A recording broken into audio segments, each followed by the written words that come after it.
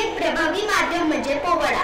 हो, ज्यामध्ये आपल्याला दिसून येते की बऱ्याच महत्त्वाच्या लोकांचे जीवन हे संघर्षमय होते आणि या खडतर जीवनातून त्यांनी आकाशाला गवसणी घालण्याचा प्रयत्न केला.